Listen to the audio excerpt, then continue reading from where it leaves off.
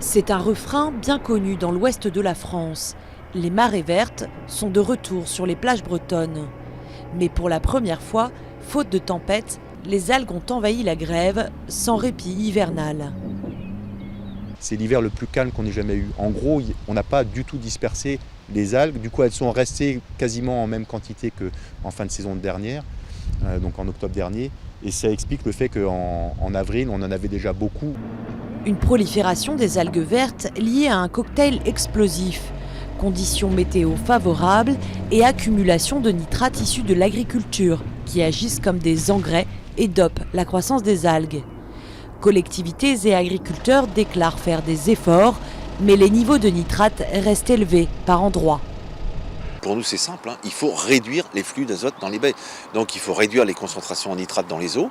Et pour ça, faut travailler principalement avec l'agriculture, puisque malheureusement, c'est comme ça, 90% des flux d'azote sont liés à l'agriculture, aux pratiques agricoles.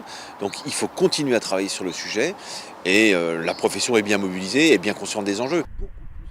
Depuis 2010, un plan de lutte contre les algues vertes existe. À l'époque, un événement marque les esprits. Le gaz libéré par les algues en putréfaction intoxique et tue un cheval qui passait sur la plage. Depuis, les niveaux de nitrates dans les cours d'eau ont diminué de 30% selon les chiffres de la région. Pourtant, les laitues de mer n'ont pas disparu. Poursuivre les efforts, c'est donc l'objet du deuxième plan lancé le 5 juillet. Pour les associations de protection de l'environnement, l'enjeu, c'est aussi l'identification des zones dangereuses. Vous venez sur des plages où il y a des algues vertes. Si vous marchez dessus et qu'elles sont fraîches, vous ne risquez rien. Mais ce que doivent faire les collectivités, c'est repérer les zones dangereuses. Les zones dangereuses comme celles où les sédiments recouvrent les algues et où les algues pourrissent. Et là, en marchant, on peut être effectivement intoxiqué. C'est de ça qu'est mort le cheval, en 2009. Donc là, il faudrait le signaler.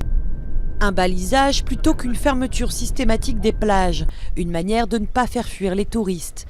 Pourtant, face aux risques potentiels, plusieurs municipalités des Côtes d'Armor ont déjà décidé fin juin d'interdire l'accès à leurs plages.